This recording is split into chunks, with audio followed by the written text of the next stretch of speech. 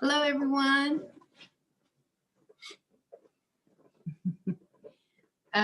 Just kind of doing a quick mic check. Let us either unmute yourself or if you're able to, or let us know in the chat if you're able to hear us. Yes, I can hear you. Okay, great. Woo! What's happening, everybody? Y'all would not believe it, but we here. I hear a lot of boing, boing, boing, boing, boing. Good to see you all. Hope you all are enjoying your Sunday afternoon into evening. We haven't seen some of you all since last month, and some of y'all we haven't seen in a good little minute. Yes. I'm not sure who's on, but good to see everyone. Welcome to our health workshop. It's good to be here. Yes. You know, the COVID surge is back up. Unfortunately. Stay at home is, for those of us in California, we're getting that stay at home, don't go out. You're not wearing a mask. It's like $400 for the first offense and all that good stuff. Mm-hmm. Well, we got to help you because the hospitals are filling up. And we want to keep you out of the hospital. That's right. So you tuned into the right show today. We want to keep you out of the hospital. We want to keep ourselves out of the hospital. Amen. But we want to do it in a way that you don't feel like you have to sacrifice. Yeah, you're in prison. Tremendously, particularly since we know the season in which we're in. Oh, yeah. And that is the holiday season. Which, happy holiday. Right, which we said last time before Thanksgiving. That really, I mean, you say that all the time, from Halloween to Super Bowl. Yes. It's a challenge. Yeah, it's just eating. Yeah, just eating. Just a all-around fellowship. Right. Fun and diet and just chow down whatever you can get your hands on. Yeah. And unfortunately, sometimes our favorite comfort foods or the things that we love to eat cannot necessarily be the healthiest. Mm-hmm. And we kind of want to show you an alternative into which you can make holiday meals to be delicious and healthy at the same time. And sometimes it might be even recipes that you might be familiar with, but just kind of substituting some things that might make it healthier without necessarily sacrificing taste. And I mean, that's really what we say in terms of trying to turn around your health. Right. Turning around your health, and it would really depend on where you find yourself. If obviously if you're dealing with something really critical, critical diabetes, critical high blood pressure, dealing with maybe a cancer diagnosis, those types of things. Sometimes there might be some more bigger steps that you have to take to try to bring that into control. But you can already start making changes now that little by little. And you will start seeing the difference in your health already. Right. Amen. That's good. I don't know if we had any questions or they have any questions. Yes, if you have any questions, go ahead and ask. Yeah, what you may have been faced with. I bring something out. So we know that if you are of African American descent, COVID is not very kind to us. So we're trying to just get the word out and help. We just show you a little. This is going to be real basic. I think this is what we're going to do. I think if we have time, we might be able to get to that pecan pie, at least the preparation of it. If you were here live, you get a chance to taste it. But we know that stay at home about to hit. A lot of people could not come here. But if you're in the area, we prepare these meals and you get a chance to taste it. Sometimes we just take a dish right over to the neighbor who enjoys it. So welcome again. If you got any questions, make that chat. write it down, or you can unmute yourself if it's really something we all need to know. Or if it's private, just private on the chat. But we're here to help, and this is where we know that COVID and the flu are all coming together to, you know, we don't know if it's intentional, but it certainly is surging. Somebody's getting something, and we've had it even connected to our family, who not all of them are in California, but we're certainly sensing that. Today is my oldest son's birthday. All right, Anthony, if you're ever checking this out, man, you know, I know you busy doing something else, you and Kaori and Taco's probably at work, but we're just here to say happy birthday, son. 1984, Berrien Springs Memorial Hospital in a blizzard. You came into this world 3 weeks ahead of time because you were due on Christmas Eve. But you've been ahead of things ever since. So we're just happy 36. 36, man, that dude's getting old. He's catching up with me. So happy birthday to Anthony Jr. Pascal today. All right, so I don't know if anyone wrote any questions. We're ready to sort of take off and show. There's still some people coming in. Okay. I'm admitting them. All right, so they're still coming in. If you have those questions, go ahead and write them. So it's winter in about, what's today's date? Oh, we still got a couple more weeks. The 19th, the 20th, 21st, somewhere around there, the winter solstice hits and it's just going to be cold. Well, we've been experiencing some cold weather up here. And we went on a walk. Yes. Kind of 8:30 in the morning. It was 34 degrees up in the mountains over here. We went over to Redwood Regional Walk, got that little brisk walk on. And so we've been enjoying that, and we gotta stay vitamin C'd up. So the plant base is the best arsenal for this season. Because I don't know how many are going to take vaccines, how many are going to take, get the test. We're just trying to equip you to have the best results. That's right. Whichever way you decide to go and choose in terms of to protect your health, it's always good to, arm yourself, arm your body to fight against these things. So definitely plant-based is the way to go. So for those of you that are on here and you're not necessarily plant-based, for those of you that are watching us on YouTube and you're not necessarily plant-based, it's our hope that you've tuned in because you are curious as to how you can start incorporating more plant-based into your system. Even if you're a meat eater, you think that you'll never give that up. What we're asking is try in this season, especially to be intentional about adding more plants to whatever your meal is. Just get more plants in because you need that. You need the chlorophyll, you need the vitamin C's, you need all that the plant-based can go in and break it down slowly through your body and help fight off a lot of good things. So we're going to start off with a really simple recipe. You can either unmute yourself or you can put it in the chat. How many of you are into soups? And what is your favorite kind of soup? Do you have a favorite kind of soup? Tis the season. Yes. It may not be the best, healthiest today, but my mom used to always make real hot chili.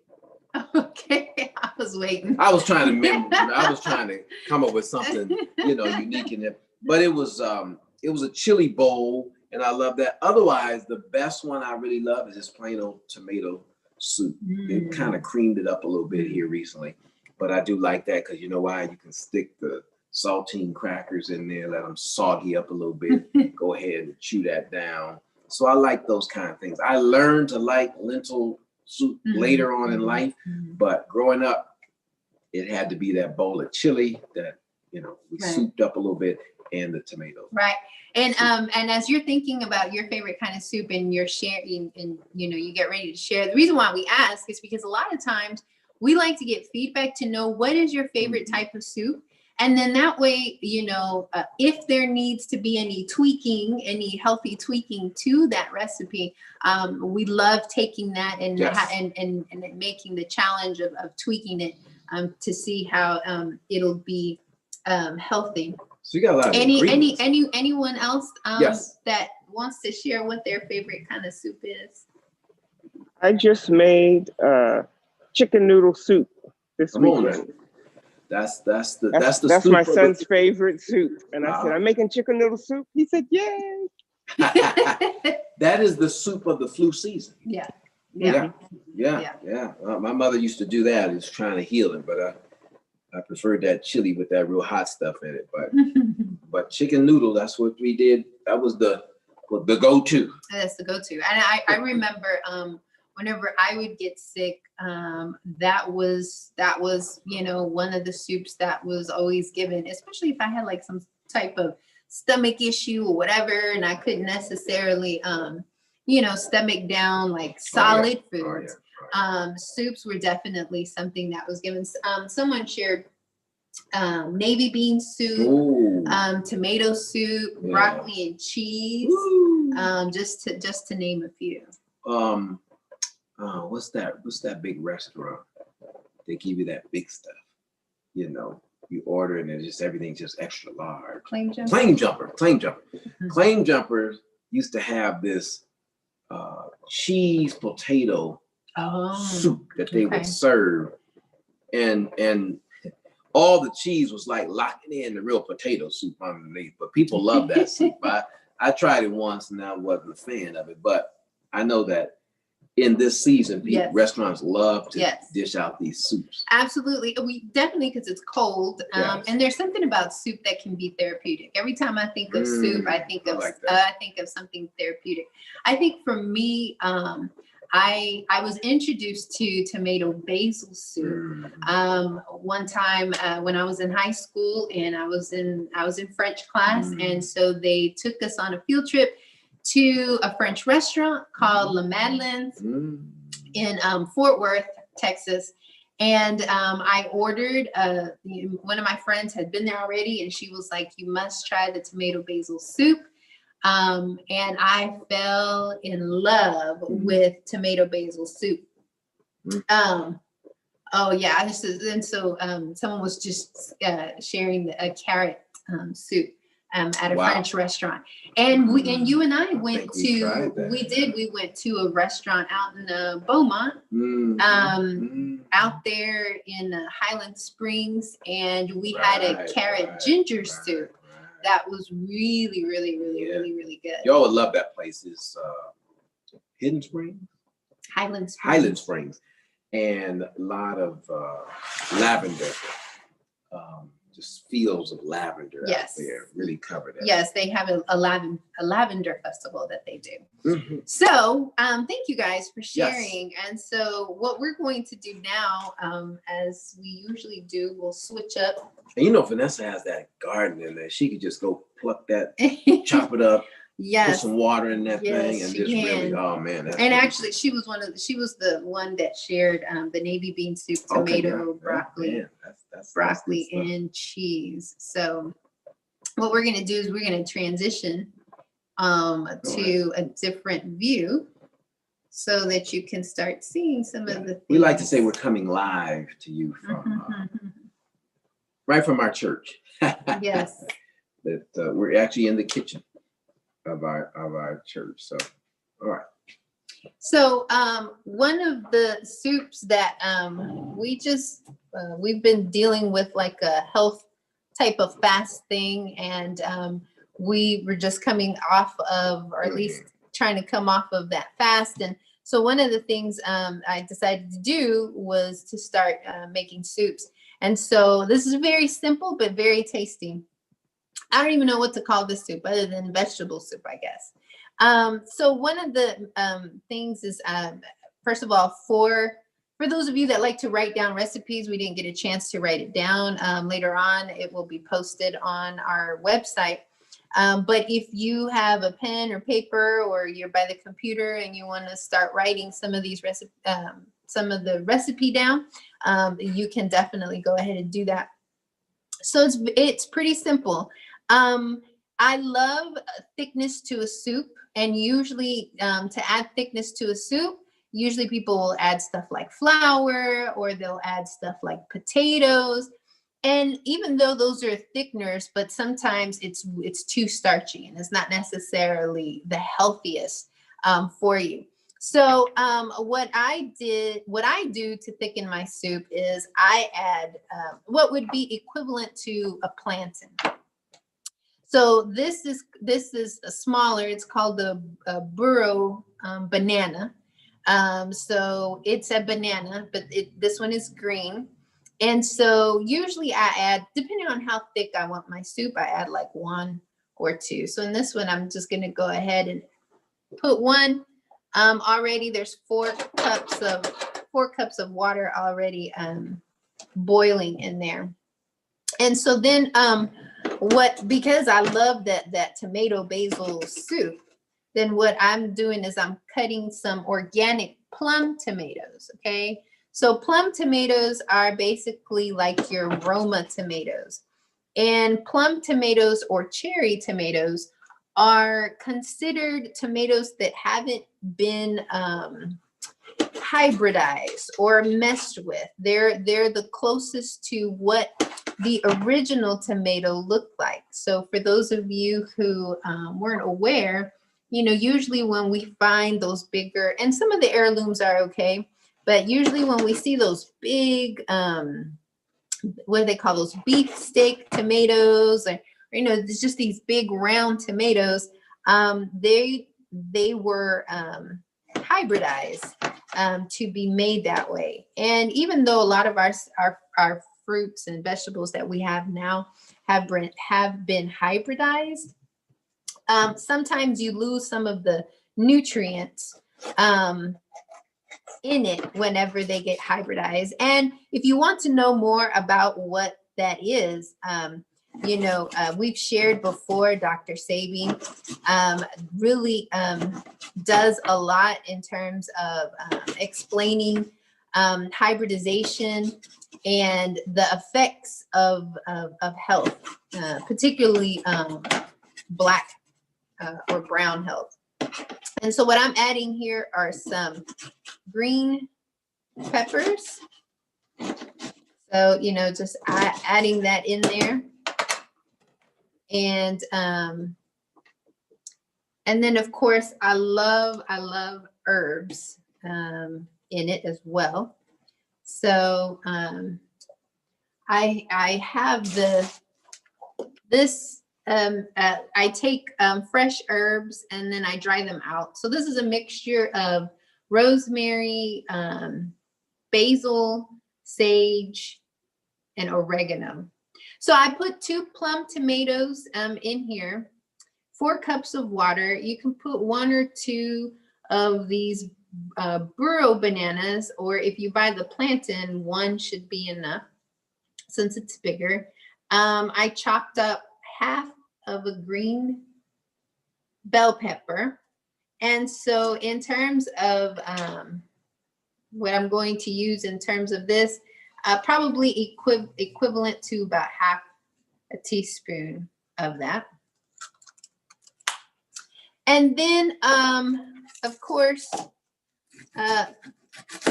onion is definitely, we've talked about before in the past. It's a good blood cleanser and definitely has antimicrobial properties that help combat whether it's bacteria or viruses, but it is very, you know, the pungent smell to it, or like when you start cutting the tomato and sometimes it makes your eyes cry.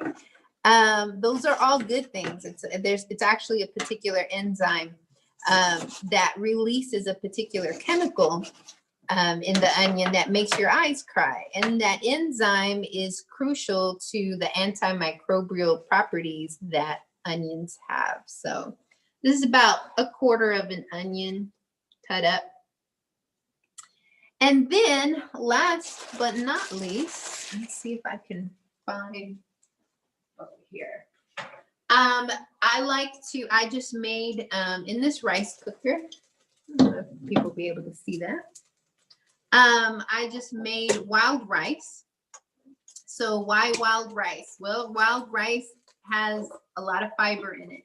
And so it is great in terms of healthiness and fiber, right? If you use white rice, you can use other brown rices, or if you want to use like other grains like quinoa or millet. I haven't tried this. I haven't tried it with millet, so you'd have to tell me if you try it with that. So this is 1 cup of cooked wild rice. Okay, 1 cup of cooked wild rice. And so the wild rice in the soup also, gives it some thickness as well. And put all of that in there. And then also,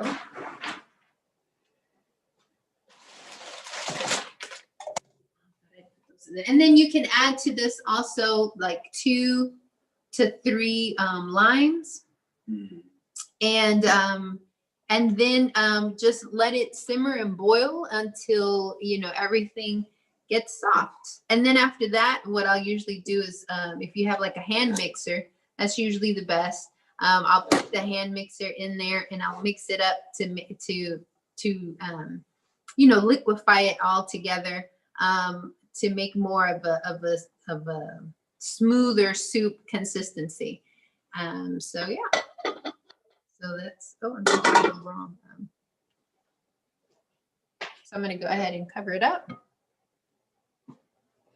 And then afterwards, what happens is that we'll go ahead and usually what I like to do is to, you notice that I didn't add any salt.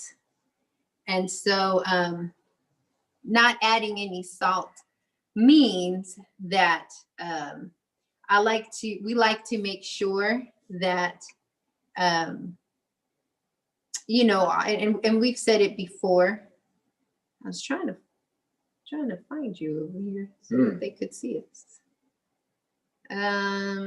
Excuse us. Yeah, really? Where?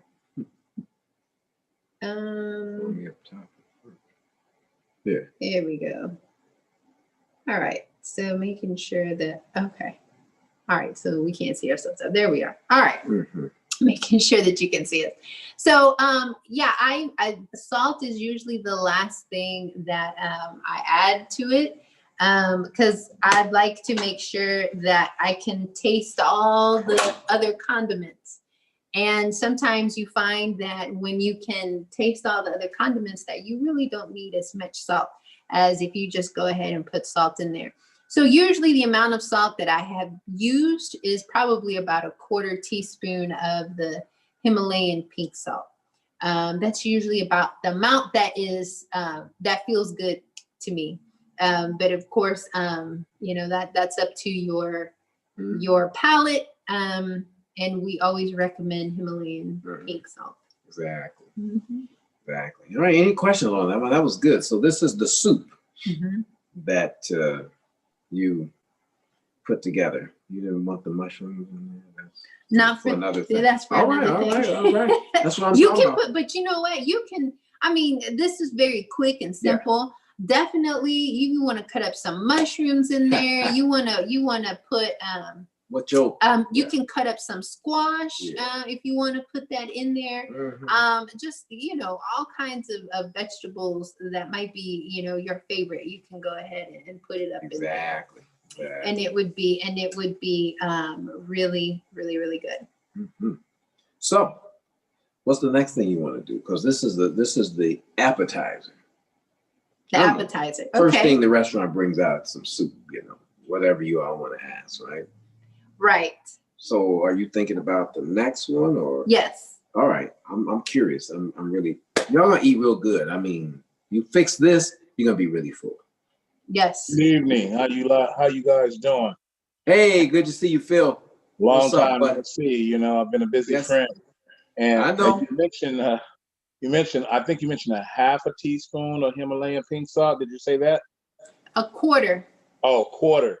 Yeah, you know, it's amazing because I just started using it. I spoke to the pastor sometime, Right. and I just put a little in my oatmeal, right, and water, Ah, and it was a little overdue. So I said a pinch, and yeah. it was just perfect today. A pinch. And There you go. because That's I how didn't you learn. know how, you know, that pure salt was, you know, and it is good from what I read. And it talks about 84 different minerals, and it helps you this.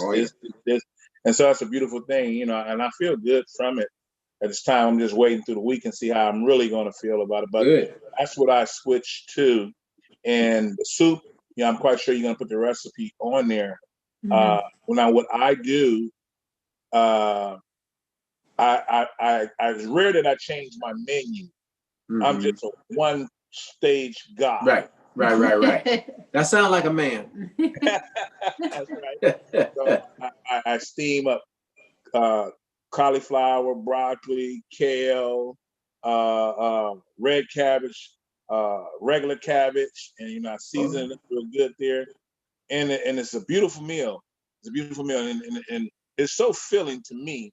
There you go. And what can I say? I think it's good for this time, just like the soup is you displaying there. So I just thought I'd throw that out there. I've been doing pretty good though in terms of man. health wise. Yeah, we've missed you, but way to hang in there because this is the season to really get intentional about protecting your immune system. So that's what we're about. That's what we're trying to encourage people. We know somebody's gonna bring you some C's candy as a gift. We know people are gonna bring you some good old pie. We know that sweet potato pie is coming. We know I don't know what they do at Christmas. They do turkey at Christmas sometimes, maybe. Dressings, you're gonna get hooked up. But so trying to do it this way is going to help you get through the season, and you can still, like we said, you're still going to feel full and satisfied. It just won't be the traditional sense, or you can make it the traditional sense. Right. You can soften all of this up in that wild rice that your mother did. If you wanted to mix, those of you who still kind of battling that turkey or chicken, you can actually put this and stuff it inside the bird. And then makes it a mixture of health, you know, what you're still struggling with. But you throw this in, it helps kind of balance that in. We've not, you know, I can't tell you that we've tried that, but I am saying that you stuff it with the best health, especially get those bell peppers in. You saw her cut that up. That's going to flavor the turkey in a way that's going to help balance some things. So y'all try that this holiday season. Like we always ask, let us know how that came out. Because we want you to be creative, especially with plant-based. You can just get creative, whatever you want to do. That's right. Yes. Anybody else with a comment or insight? Anybody else try a different rice? Spanish, brown, black, quinoa. I never tried quinoa inside of anything, but those are all opportunities. Mm-hmm. Absolutely. So you said something about this. I want y'all to get this one out. So I think this is coming up like a dressing. So when she's been saying this like most of the week, and it was only this morning that I said, "Oh, you're talking about like the Thanksgiving dressing and not the salad dressing." So we had a good laugh about that. Like, you know, you know, black people, you can say dressing, but in this season when we hear dressing, we like, oh man, it's gonna be really good. So, folks, you're about to see the best vegan dressing that you can pull together. Remember, it's all in the seasoning. You can make it taste the best you can. All right. All right. So we got this coming for you. So I'm gonna lay this out and show you what's the good stuff. Great. Let's see here. So we're gonna switch again. Yeah. We think we got this. Go here. Start video. There we go. Okay. All right. All right. All All right, so what we're going to do is I'm going to use this wok because I love how woks work. You can saute things in a wok so quickly and so efficiently.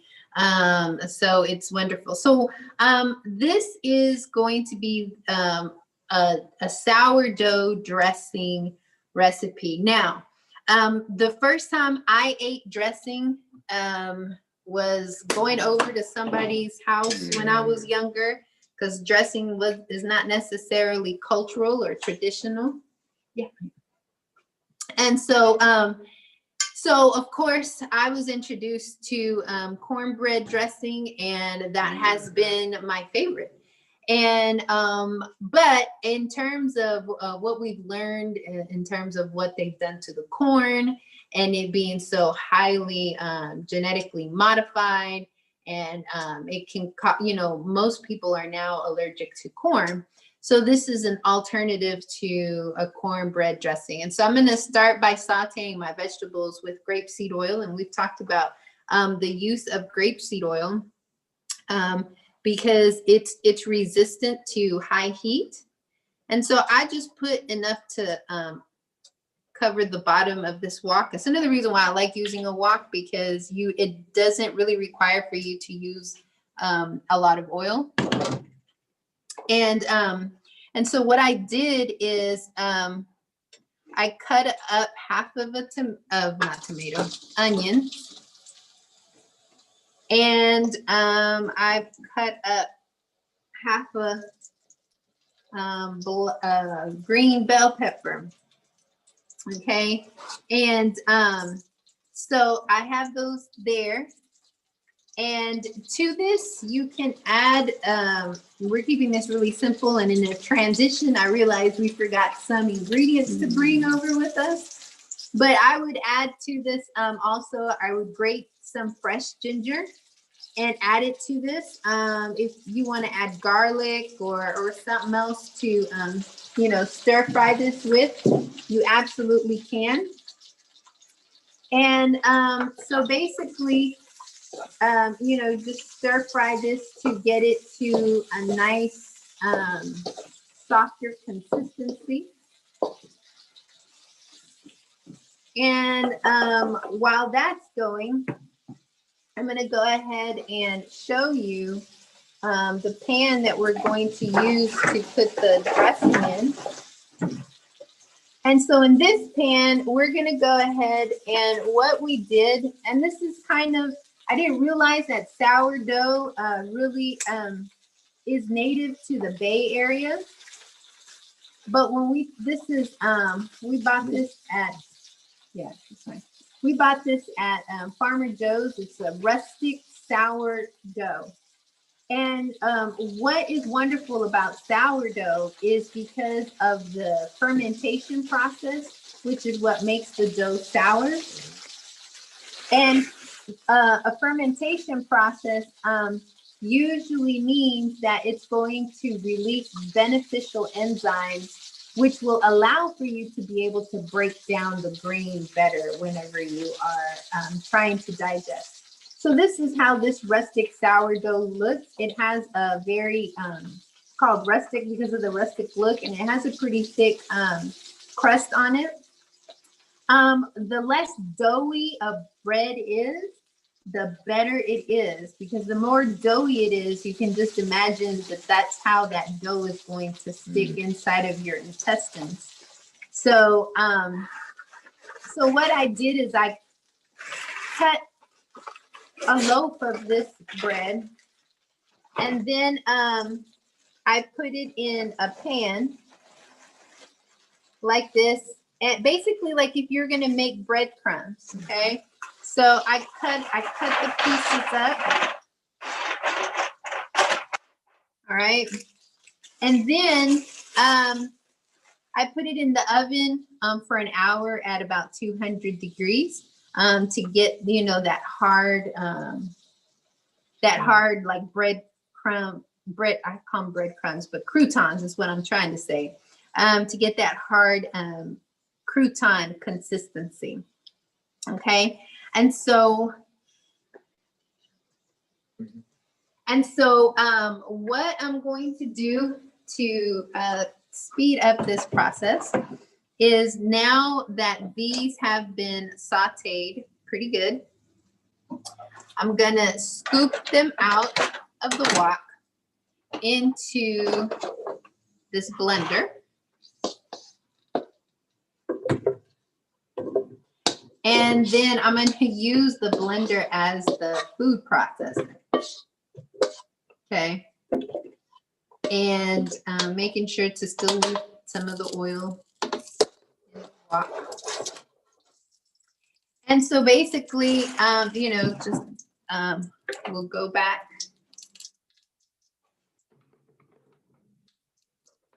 And like I said, using the blender as a food processor. All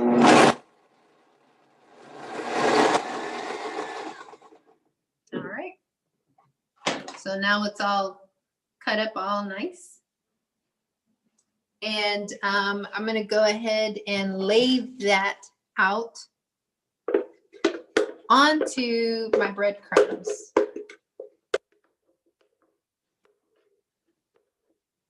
All right. Ooh, this is making my eyes water.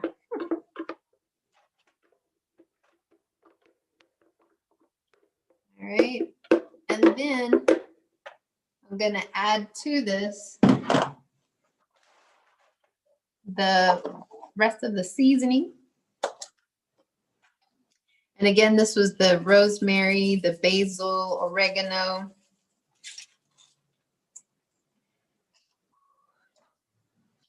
Sorry, guys, you can't see it, but my eyes are watering big time. All right, and then mix those really good.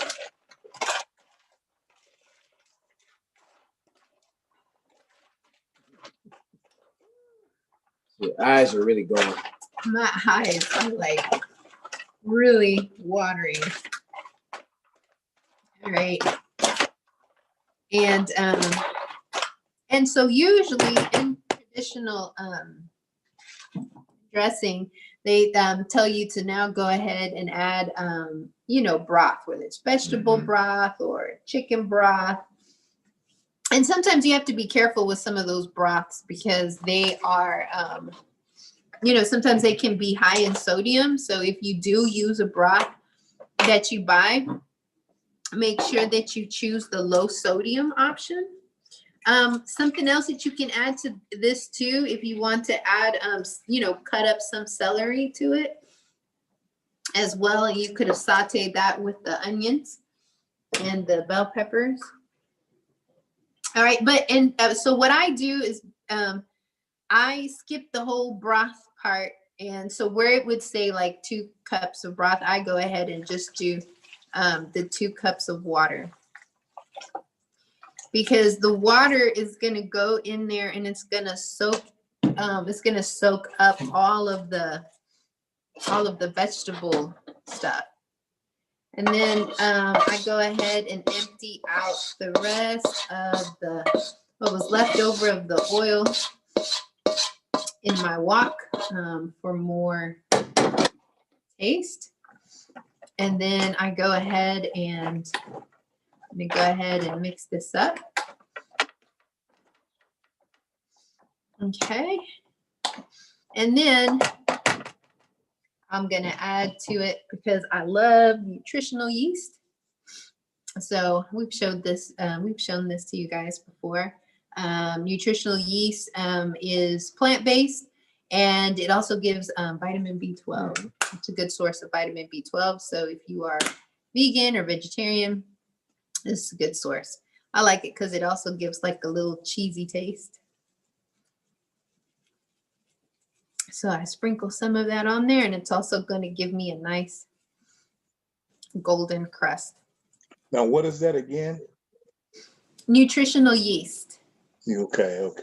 Mm-hmm. And so for this one, I am going to go ahead and add the sea salt. This would be equivalent to Again, this would be 1/4 of a teaspoon. And it's, I'm sorry, this is the pink Himalayan salt. So this one is ground up pretty fine. Sometimes you can buy it like in the rock. And then if you have a grinder, you can grind it up that way. And so now I'm going to go ahead and mix it again one last time. And if you notice, the breadcrumbs are soaking up the liquid. And so they're getting bigger. And so it is filling up this pan pretty good. And so this is ready to go into the oven, and we'll be putting it in the oven here shortly. Sorry, we don't have one that's already been done to show you, unfortunately. So any questions on this particular recipe, you can go ahead and ask us. Like I said, again, this one is, I would call it a very digestible dressing. What ends up happening with dressing is that it didn't go in the turkey. We don't stuff the turkey, but we stuff ourselves. We stuff ourselves with it. So at least with this one, you won't experience the really bad bloating that can come with overeating it. So yeah. So any questions? Okay. All right, so I am going to go ahead and find us again. There we go. So yeah, so we have the soup and we've done the dressing so far.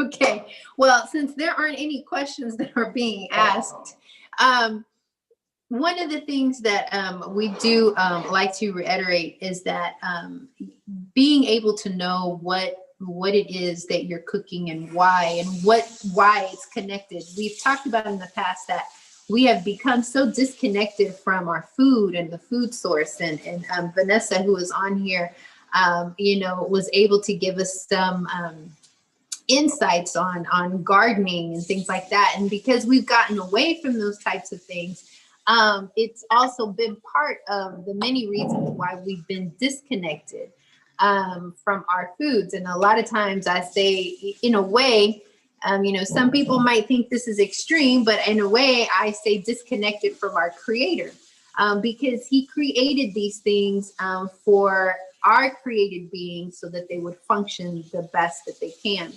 And so we're hoping that in what we are teaching you, that we are encouraging you to start being more proactive in what you eat. And what we mean by that is, start making connections as to, be mindful of what you're eating.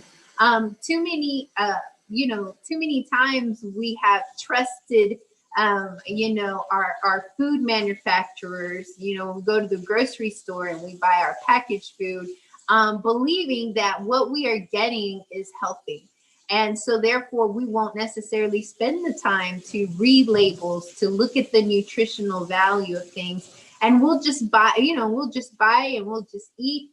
And then, we start suffering with ailments and things of that nature. And unfortunately, sometimes the medical community leads us to believe that it's just all a part of aging or that it's hereditary. And I'm not saying that there aren't things that are hereditary, but for the most part, our health is connected to what we are putting in our bodies, and of course, how active we are being. So part of that is definitely knowing what it is that you're putting into your body. What's the nutritional value, and why is this good, and why is this not that good? And we're really not that far connected. If some of us remember some of our grandparents' stories and things like pickling and all that kind of stuff that used to happen back then, part of that was fermentation process and some of that. And there was a reason for that. There was benefits, there were enzymes that were being released. And so one of the things that, as we've become more disconnected to that, even though technology has increased and we have the most advanced X-ray machines and testing and in terms of how they engineer medicine and all that kind of stuff, but yet those things have not cured any diseases. You ask the medical community, and there is nothing. I'm pretty sure there is nothing that they can say 100% we have cured this. And when we talk about vaccines, at best they can say, well, the use of this vaccine has almost, because they can't say 100%, eradicated certain things like smallpox and things, things of those nature, polio, those types of things. But still, it's not something that they've been able to completely eradicate. And that's because though doctors are great and the medical community is great, and I'm always a proponent of definitely, particularly in emergency purposes, we definitely do need them. But we also need to become proactive about our own health. And you can do that. You don't have to be you don't have to be in medicine. You don't have to be a doctor in order to be able to learn, like what we try to do here in these workshops, try to bring this to people so that you can start learning about what are some of the things that you're eating, what are some changes that you can make, and how these can make changes. And we've heard testimonies from some of you where you've tried, whether it might be the smoothies or something that we've given, and you have noticed a difference. And that's really, when they talk about the proof is in the pudding, that's what it is right there. Unfortunately, what we do is that, we'll start on a good pace, and then we'll kind of fall off the wagon thinking, okay, I feel better. So, sometimes we want to think of these things as just like a remedy, like medicine. And then once you feel better, then you're like, okay, I don't have to do this anymore. But then when you stop doing it, then those symptoms that had gone away and you were feeling better, now all of a sudden, you're not feeling the best anymore, right?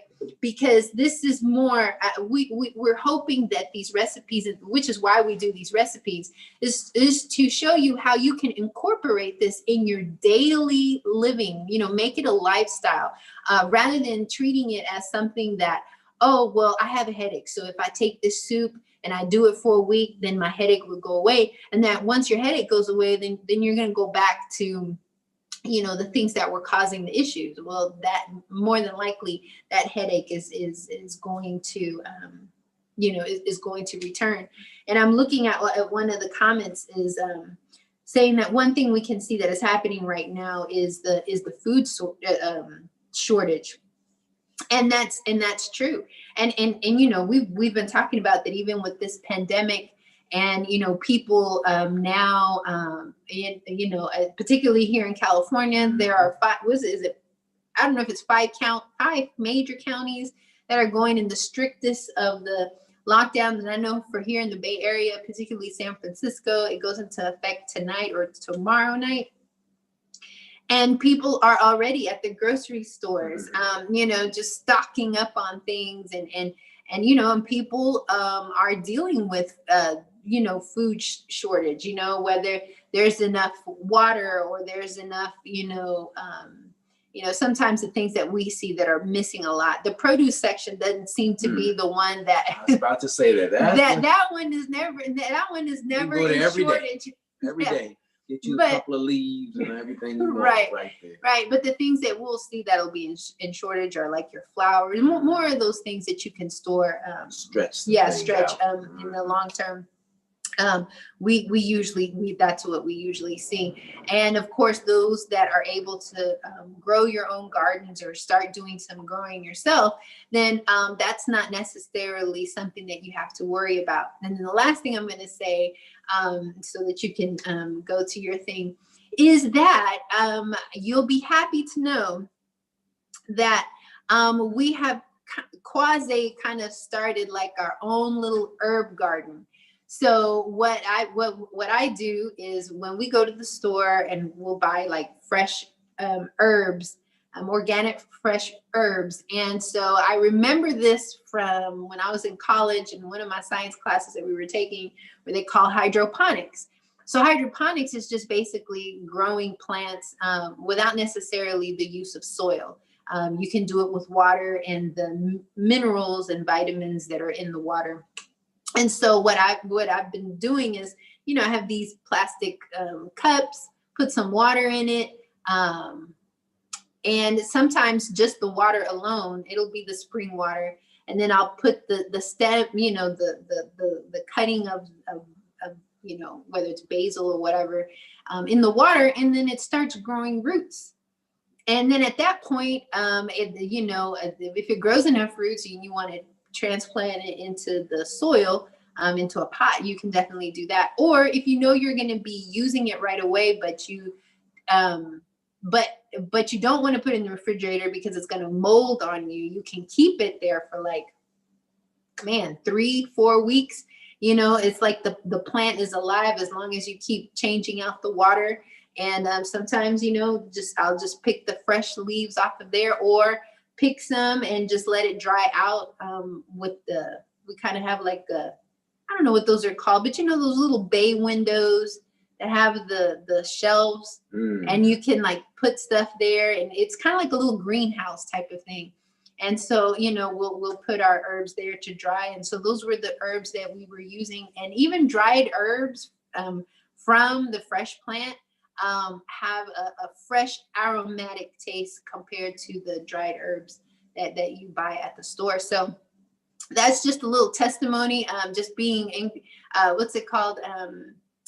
inspired by some of the things that Vanessa does. And Vanessa, we're moving on to better and higher things in terms of gardening.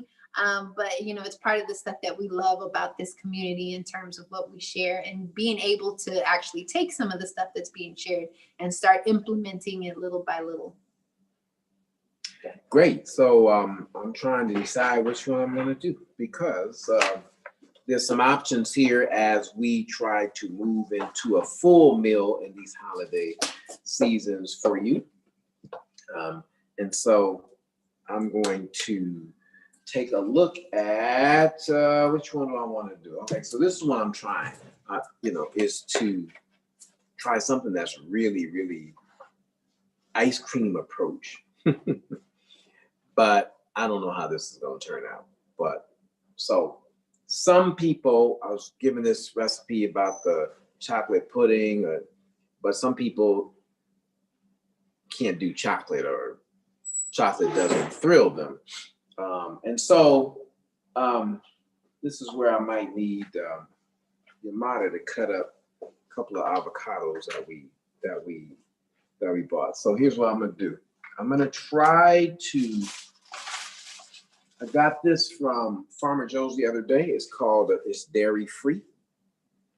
Dairy free. I don't know if you all can see that, but and it's a probiotic yogurt. All right, so it's the way they did this was a little different. So they've used almond milk, strawberry puree, coconut cream. It is kind of some sugar in here. Yes, locust bean gum, and so it's got a lot. But the active cultures are Biobacterium and Thermophilus and Elbugarios. I can't say those things, but they're good for your gut. That's what it is for the probiotic. It helps the gut out. My scientist is still trying to hook me up over here. All right. So what we're going to do is we're putting one That's all we need? No. I need another one. Oh. So 2 avocados in the blender. And that's what I just want you to cut it up and put 2 avocados in the blender. And then we're going to pour this. We're going to start with this. This happens to be strawberry one, but it's they have a fermented plant-based beverage. This has 10 billion live active probiotic. So that's what you want in this season. You want your gut to be healthy, and you want to be able to move all this good food that you're doing. Now, what your mother prepared was going to be good. It's going to go in and help you out. So this is we're gonna do yeah. Hold on a minute. We're gonna get the camera on you. All right. So remember, what I'm after is trying to make this palatable for you. So I got to decide if I'm gonna do chocolate, but the avocado is creamy enough to begin to be stirred up. So this is gonna be a dairy-free kind of approach to some ice cream. I don't know if people like bananas, but we're gonna try to do this one without the banana. All right, so we got that in there. That might have been a little too much, but what would you say that was? Well, in the metric, it's about 8 ounces. All right, so that's 2 whole avocados, correct? Right. So Okay. you could stop right there, because that is dairy-free milk. That one happens to be almond. There's this one that's coconut that you could do that too. The key to making it more like a I'm just gonna put a little dab in so you get a chance to see. You see how thick that one came out. That's coconut milk. All right. All right. So the mother was able to use that. Yeah, I am. Oh, That one's hard to cut. this is real soft. All right, y'all pray. Y'all hang in here because this banana is really, really, really soft. And it will not have the same effect that I'm going to look for. But I'm going to take my time and get all the mushy stuff off. All right. So I'm pulling out a banana.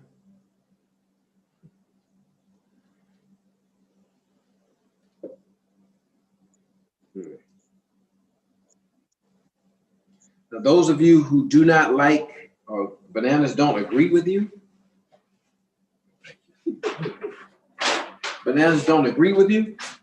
go ahead and leave the avocado in there. I'm just trying to give you different ways of doing this. And she just told me that the other bananas that we got that are still kind of green, she was able to use it for the softness of the soup. But this is the one that's sort of tough. So I have this organic cacao powder, energy boosting superfood. This is straight from the plant. This is before they put all the caffeine in it. If you see the ingredients right here, certified organic cacao, right? So you can see all of the things that we have. It's good to boost your potassium, get that in you. Not a lot of sugars and not a lot of carbohydrates. So, but this goes in and turns that chocolate. Yes, and it's also high in magnesium. There you go. There were some other things, copper, 7% copper, iron for those that are anemic. Cacao does naturally have caffeine in it. Yeah, but it's assimilated. Yes. Even though some people may still struggle with it. Yes. I sometimes am a little sensitive. The bean, if you get it from the bean, so it's not this color, right? In the plant. It's a white, kind of white when it comes out the plant originally. But we'll have to show you that. Okay, now, the only time I will do this depends on your taste. This is Madhava organic agave. And if I show the ingredient, organic blue agave. That's it. This is from, what we say, the Cactus This is the Cactus Sugar. All right. So it's going to depend on how you want this to be tasted. All right. All right. So I just put a little extra in there because we're going to see how it tastes. Ooh. AKA, depending on your sweet tooth also. There you go. There you go.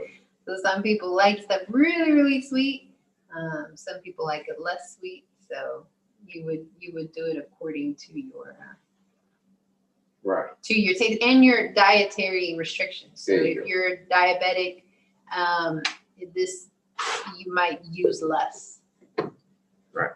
All right. So I did not put another banana in there, but this is going to be good because normally you can just do the avocado. Mm-hmm. But for those of you who like a little extra, we'll just kind of.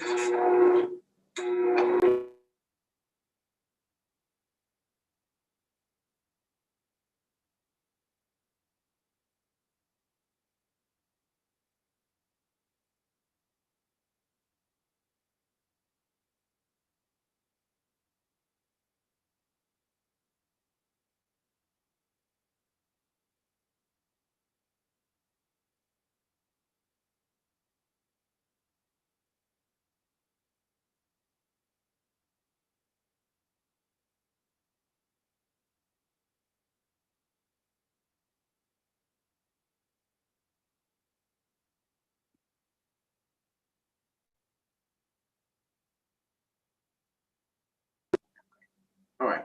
They couldn't hear me that whole time? No. Okay, so y'all can hear me. So that's what it's gonna come out look. And that can make it look like ice cream, or you put it you chill it in the refrigerator, and it'll come out.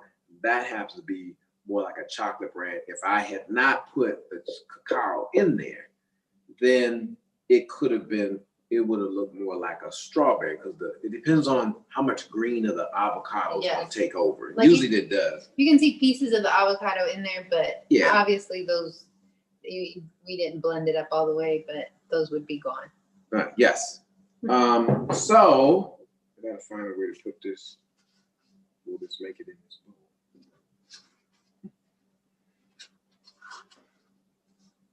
All right.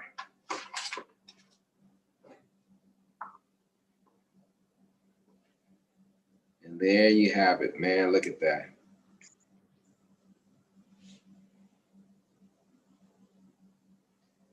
All right. So that's how it's going to come out looking.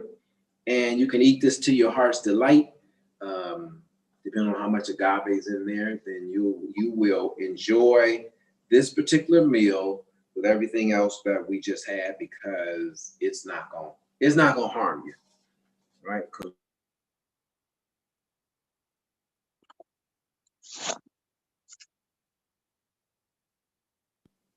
Okay, so we have avocado. You can leave it in there as a dish that you can spoon out, right?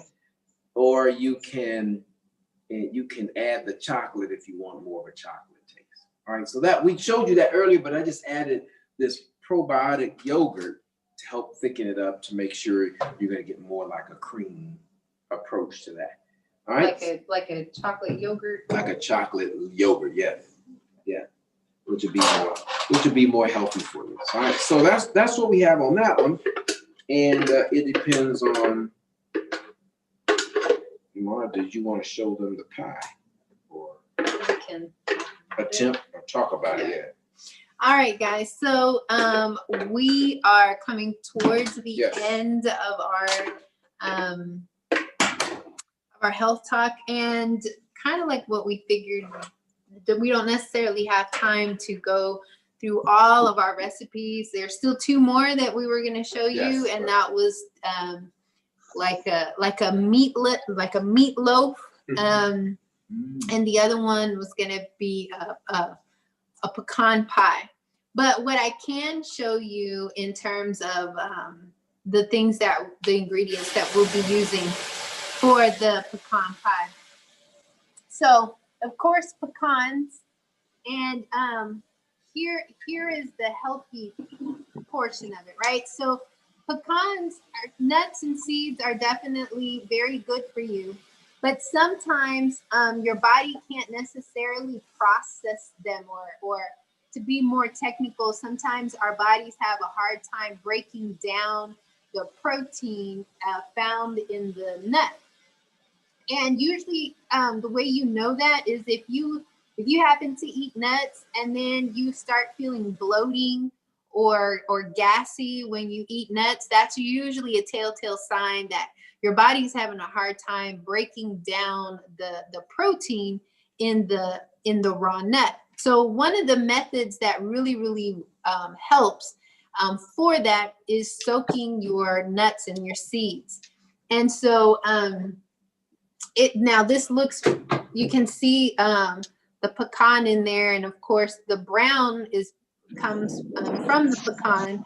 These pecans have been soaking for about 8 hours, and for pecans, depending on the nut or the seed, some take longer to soak, some don't take as long. So these 8 hours is good for pecans. And so usually, how can you tell if the nut is ready in terms of, has it soaked enough?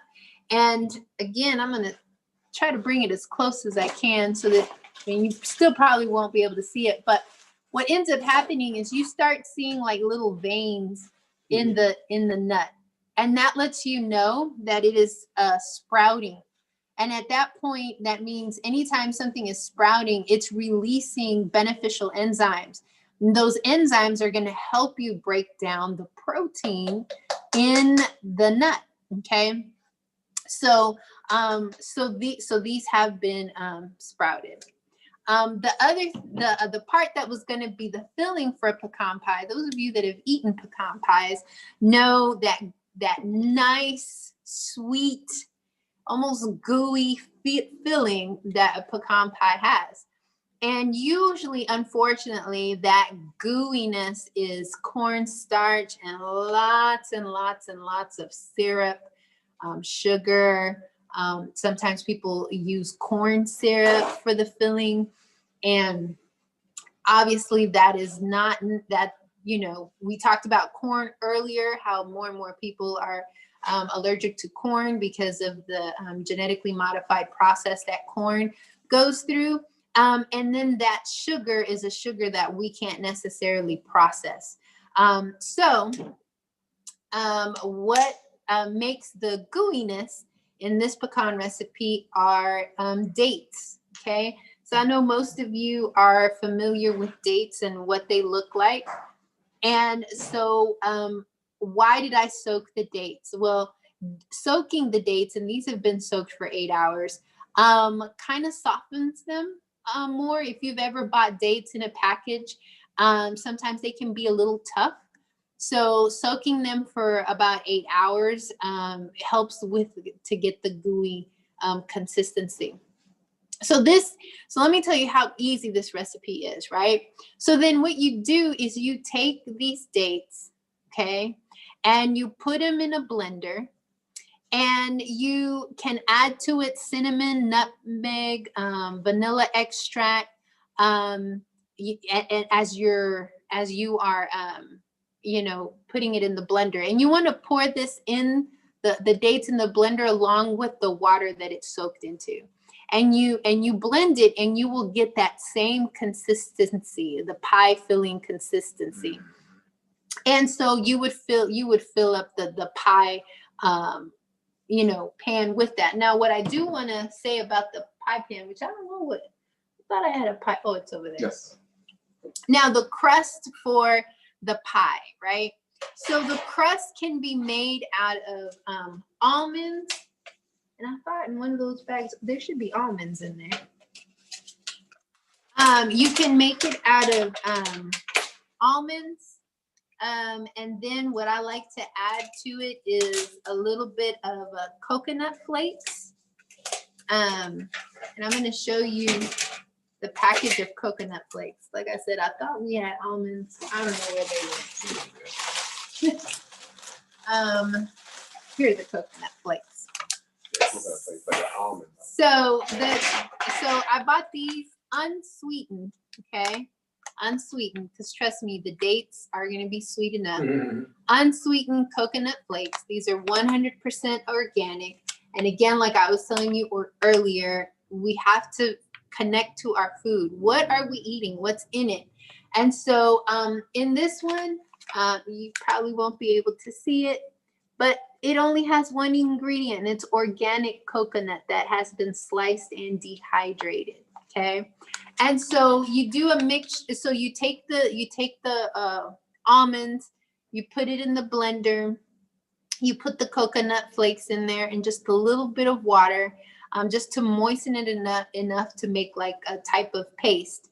And then you would line your pie pan with the paste, and then you stick it in the refrigerator for about an hour, and that'll let it set and harden, and then that's your crust. And if you want to make your crust a little sweeter, you can add some agave to it. Mm-hmm. And so once that happens, then remember the date mixture that you make like a paste. Then that's your filling, and you fill that up. And then once you do that, that's where your pecans come in.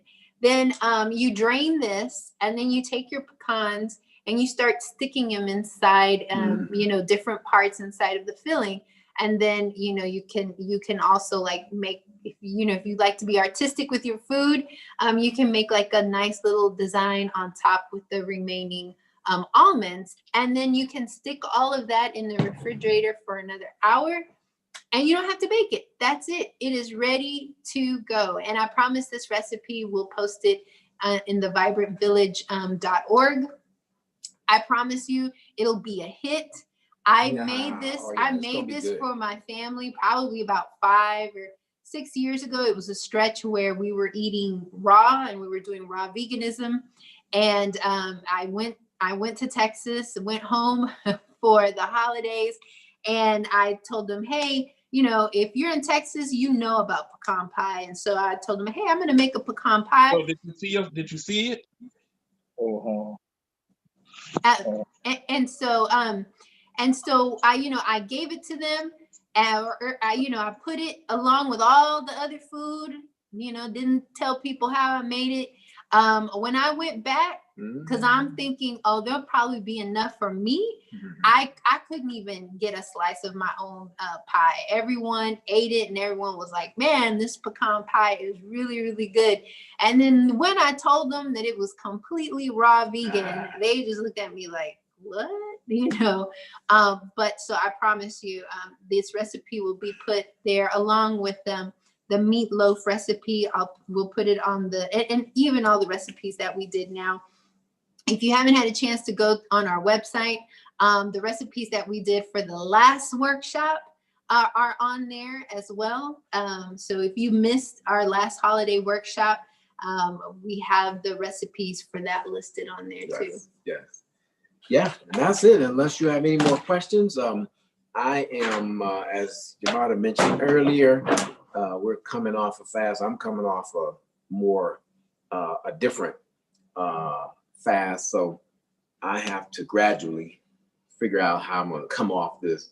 We pick up the boys on Tuesday, so we're really trying to get ready to have a good season.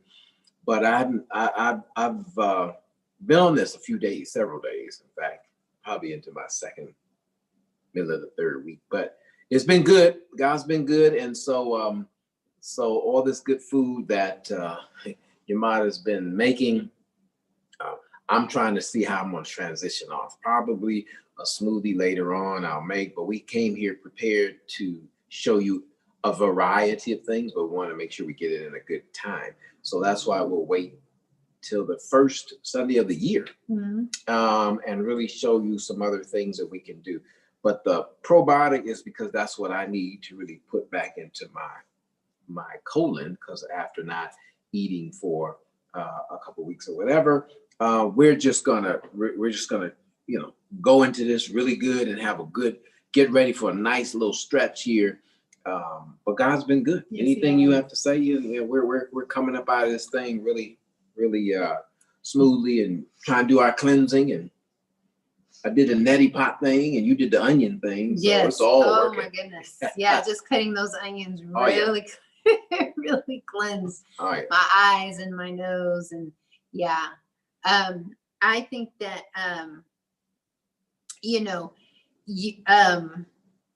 one of the things that we really do appreciate is those of you that are able to join us and able to log on, whether you're joining us by Zoom or you're joining us live on YouTube.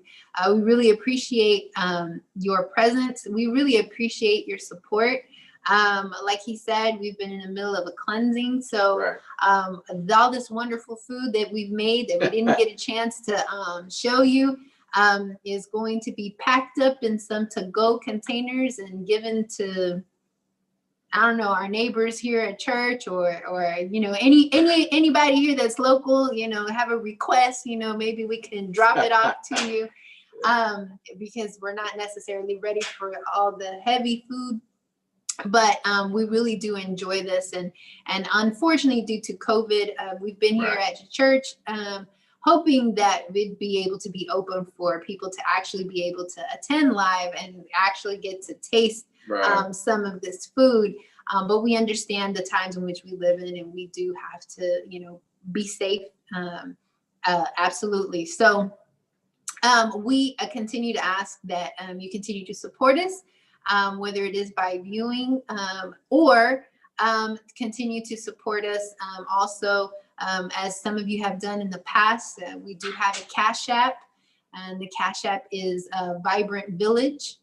And any donation of any sort, whether it's $1, whether it's $5 or more, helps us in terms of materials to be able to buy, to put this together for you guys. And of course, the costs that go into maintaining our website and continuing to offer. Go ahead. I'm just showing the people that might be interested. We made our last couple of jars of sea moss. I didn't use it today because that wasn't the recipe that we chose to do. But we brought that just in case, just to let you know what that does, what Sabi does with that. But finished, that was we were on the Cash App and some of the other things you were finishing up. Yeah, I think that was Yes. it. So thank you guys. If you want to support us, definitely go ahead and do that. We love you. We appreciate you. We got a lot more food. We're gonna just try to figure out what to do. Yes, we have a lot of food. So, like I said, we're gonna put in containers. Yes. And either give away to our neighbors or, do drive-bys. We don't know. Free healthy food. Yes. And all this is good. I'm telling you, you will not. I think Phil already told us he fills up on eating this kind of way, and we just want to, we just trust you on that. I saw Vanessa say maybe I could come off by eating some dates. I was like, I didn't know if that works, but I'm glad you gave that suggestion. That might be something I might try. Thank you for that. I appreciate that. So it'll be the next couple of days. I gotta come off because I gotta get ready for softball. Well, Surge got us all like that. Yes. God bless y'all. Take care. Yes, please continue to support us so that we can continue to offer these things free of charge for the community. We definitely love you guys, love our community. Juliet says she wants some of the pecan pie. All right, well, it's coming. It's coming. We got to fix that one up, though. She have to fix that one up and get it ready for you. All right, God bless y'all. Appreciate y'all. All right, guys. Bye. Bye-bye. Bye-bye now. God bless. Bye-bye. God bless. Take care. Thank you, sir. All right. Great job. Have Thank a blessed you. week.